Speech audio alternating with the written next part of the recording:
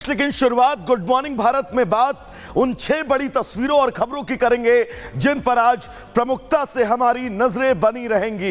ये वो 6 तस्वीरें हैं क्योंकि संभल में एएसआई सर्वे का इंतजार सभी को है और ये रिपोर्ट क्या कुछ कहेगी इस पर सबकी नजरें हैं। सनातन के खिलाफ कितने साजिश, क्योंकि काशी, संभल, मुजफ्फरनगर लगातार क्रमबद्ध तरीके से तमाम वो जिले जहां पर कई मंदिरों में तालाबंद है। शाह ने जिस तरह से संविधान पर हुई चर्चा को लेकर सदन में कल गरजते हुए नजर आए, उसकी भी तस्वीर आपको दिखाएंगे। मध्य प्रदेश में मदरसों के कायाकल्प की तैयारी है।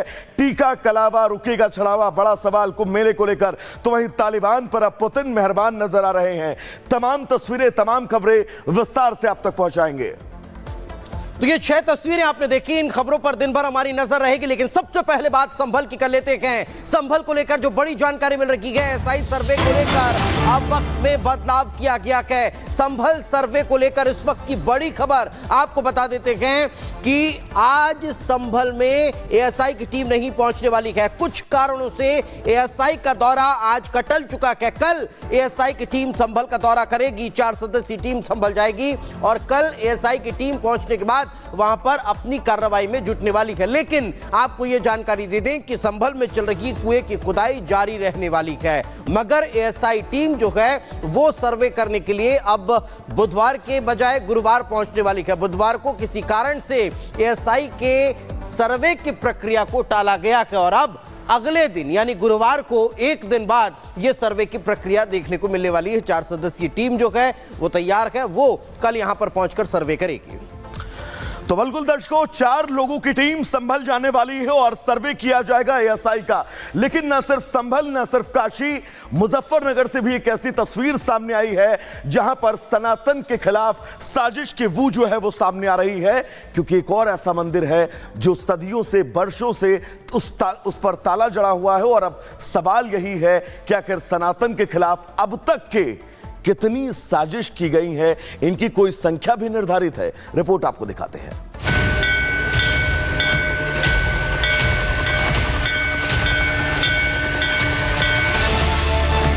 लद्दावाला में 1970 में इस मंदिर की स्थापना हुई थी जो और 1970 से लेकर 1990 तक लगातार वहाँ पूजा अर्चना चलती है। 40-45 साल पुराना है और पिछले 10-12 साल से यहाँ पे कोई नहीं आता। संभल में साजिश का पर्दाफाश, वाराणसी में भी षड्यंत्र का प्रयास,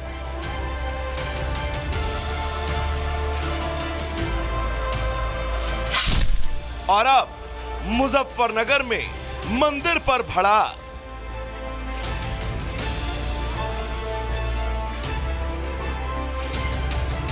आपकी स्क्रीन पर दिख रही ये 3 तस्वीरें सिर्फ कुछ ऐसे मंदिर नहीं हैं जिनके बारे में सभी को पता चल रहा है, बल्कि इतिहास की किताब के वो शुरुआती 3 पन्ने हैं जो बता रहे हैं कि सनातन से साजिश का काला चिट्ठा अब धीरे धीरे दुनिया के सामने आ रहा है।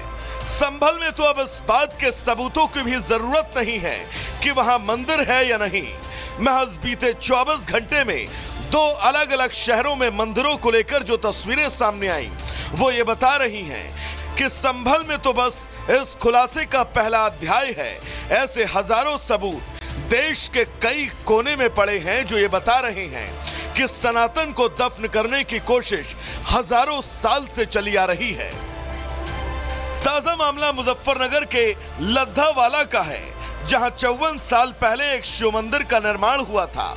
लेकिन इस बीच मुसलमानों की बढ़ती आबादी के बीच हिंदू समाज यहां से धीरे धीरे पलायन करके चला गया और आज ये शिव मंदिर खंडहर बना हुआ है, जिसके ऊपर अतिक्रमण भी दिखाई दे रहा है। पलायन करते समय ये हिंदू लोग अपने साथ इस मंदिर में स्थापित शिवलिंग और अन्य भगवानों की मूर्ति को भी ले गए। 1989 के बाद जैसे ही हिंदू मुस्लिम यहाँ दंगे हुए, तो दंगों के बाद वहाँ से लोगों ने, क्योंकि मुस्लिम आबादी बहुत तेज़ी से बढ़ी, तो हिंदुओं ने वहाँ से पलायन करना शुरू कर दिया। तो वहाँ काफ़ी लोग, पहले सब सारा हिंदू बस्ती थी वहाँ, लेकिन आज वहाँ पे तकरीबन मेरे हिसाब से एक भी खराब वहाँ हिंदू परिवार नहीं रहता। बताया जा रहा है कि राम मंदिर विवाद के बाद इलाके में दंगे हुए, तब यहाँ पर रहने वाले हिंदू समाज के लोग इस मोहल्ले को छोड़कर दूसरी जगह चले गए। पलायन करते समय लोग अपने साथ मंदिर में स्थापित शिवलिंग और अन्य भगवानों की मूर्ति को भी ले गए, जिसके बाद से इस मोहल्ले में लगातार मुस्लिम समाज की आबादी बढ़ती चली गई। मंदिर खंडहर में तब्दील होता चला गया। एक बड़ा कारण यह भी माना जाता है कि मंदिर के रास्ते में मुस्लिम आबादी होने के साथ साथ कई नॉनवेज की दुकान खुली हैं, जिस कारण लोग भी वहां जाने से कतराते हैं। इस इलाके में रहने वाले मुस्लिम परिवार खुद मानते हैं कि पहले इस मंदिर में श्रद्धालुओं की भारी भीड़ थी, लेकिन हालात बदलने के बाद मंदिर में श्रद्धालुओं की और इलाके में हिंदुओं की आबादी घटती चली गई। 40-45 साल पुराना है और पिछले 10-12 साल से यहाँ पे कोई नहीं आता। पहले तो आवे तो बहुत आवे थे, मंदिर की साफ सफाई सब रहती, लेकिन अब कोई आता ही नहीं। आज हालात ये हैं कि मंदिर यहाँ पर स्थापित है, लेकिन ना तो इस मंदिर में कोई भगवान की मूर्ति है और ना ही कोई यहाँ पर पूजा अर्चना करने वाला। अब नाम मात्र के लिए ही ये मंदिर एक खंडहर बनकर यहाँ पर स्थित है, लेकिन मंगलवार को एक ही दिन में 2 मंदिरों को लेकर बड़े खुलासे हुए। मुजफ्फरनगर से पहले वाराणसी में भी कुछ ऐसी ही घटना सामने आई। वाराणसी में 40 साल से बंद मंदिर को फिर खोलने की कवायद तेज हो गई। सनातन रक्षा दल की मांग है कि इस मंदिर को खोला जाए। हम लोग मंदिर खोलना चाहते हैं और मंदिर में पूजा पाठ चालू कराना चाहते हैं। काफी दिनों से मंदिर बंद पड़ा है। अगल बगल हिंदुओं के मकान जो है मुस्लिमों ने खरीद लिए, बीच में मंदिर है। मौके पे भी गए थे, मुस्लिम भाई भी लोग जो हैं वो विरोध तो इस बात का कर ही नहीं रहे, कोई विवाद है नहीं। वो भी चाहते हैं मंदिर है, मंदिर की पूजा पाठ हो। फिलहाल संभल में एसआई सर्वे का इंतजार हर कोई कर रहा है, तो दूसरी ओर इस तरह के नए नए सबूत भी सामने आ रहे हैं। सवाल बस यही कि सनातन से साजिश के अभी और कितने काले चिट्ठे खुलना बाकी हैं। Bureau report, Republic Bharat. तो एक तरफ मंदिरों के सर्वे की बात को रखी है, तो दूसरी तरफ अब आपको मध्य प्रदेश की मोहन सरकार के बड़े फैसले के बारे में जानकारी दे देते हैं। दरअसल मदरसों को लेकर मध्य प्रदेश की मोहन सरकार ने बड़ा एक्शन लिया है, जहां तालीमी शिक्षा के साथ ही स्कूली शिक्षा को भी अनिवार्य कर दिया गया है और साथ ही यह भी स्पष्ट कर दिया गया है कि गैर मुस्लिमों को वहां तालीमी शिक्षा के लिए दबाव नहीं डाला जाएगा। देखिए रिपोर्ट।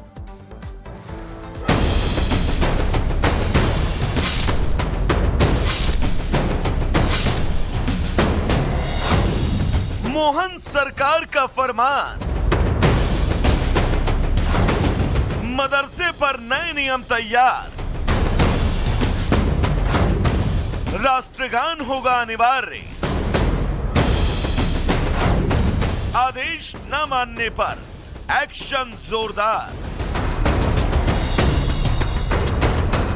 मध्य प्रदेश के सीएम मोहन यादव सरकार ने मदरसों को लेकर बड़ा फैसला लिया है, जिसको लेकर स्कूल शिक्षा विभाग ने आदेश भी जारी किया, जिसमें मदरसा व्यवस्था से जुड़े कई सुधारों को जोड़ा गया।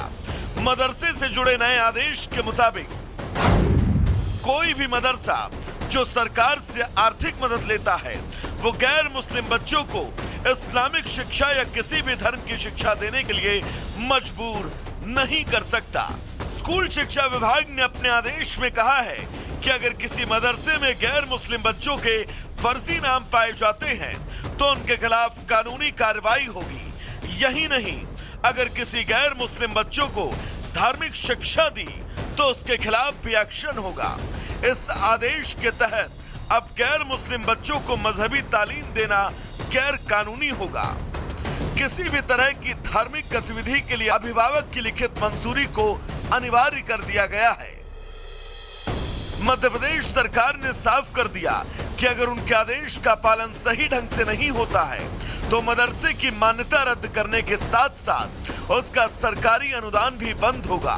इसके बाद से राज्य शिक्षा विभाग एक्शन में है। उसकी तरफ से सभी मदरसों की जांच के आदेश दिए गए और रिपोर्ट भी मांगी गई।